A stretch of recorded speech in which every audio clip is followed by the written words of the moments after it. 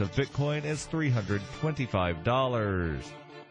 Antiwar.com reports the Pentagon announced on Monday a dramatic escalation of its training operation in Ukraine, moving from its small training mission for Ukraine's National Guard to a direct training program for Ukraine's regular military forces as well as special operations troops. Ukrainian President Petro Poroshenko has made it clear he sees the purpose of the training as to learn how to beat Russia, and the escalation of this training toward combat troops is likely to add some tension to U.S.-Russian relations, with Poroshenko openly envisioning his country as the staging ground for a global war on Russia. Russian officials are downplaying the seriousness of the program so far, however, with Foreign Minister Sergei Lavrov citing the disastrous state of the U.S.-trained armies in Iraq and Afghanistan as proof that U.S. training won't be a real game-changer. The U.S. plan now is to train 5 battalions of Ukrainian troops, along with a battalion of special forces. The training is centered in western Ukraine to avoid any risk of direct U.S. involvement in the civil war in the East, which is in a state of ceasefire at any rate.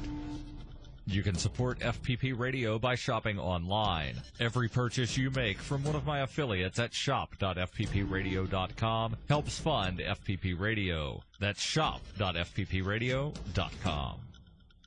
UPI reports the U.S. Department of State on Monday issued a worldwide travel alert recommending that American citizens avoid travel in some regions abroad due to increased terror threats. The department did not detail any specific threat, but simply warned citizens that growing unrest and recent attacks make traveling overseas more risky. The alert said current information suggests that the Islamic State, aka Daesh, Al-Qaeda, Boko Haram, and other terrorist groups continue to plan terror attacks in multiple regions. These attacks may employ a wide variety of tactics, using conventional and non-conventional weapons and targeting both official and private interest. The State Department said its concern is not only for major terrorist factions but also for lone wolf attackers who draw inspiration from groups like the Islamic State or Al-Qaeda, and recent attacks have only added to officials' concerns. The State Department alert also said extremists have targeted large sporting events, theaters, open markets, and aviation services. In the past year, there have been multiple attacks in France, Nigeria, Denmark, Turkey, and Mali. The Islamic State, Daesh, has claimed responsibility for the bombing of a Russian airliner in Egypt. The department also urged U.S. travelers to register for the Smart Traveler Enrollment Program, which provides information and updates regarding various threats.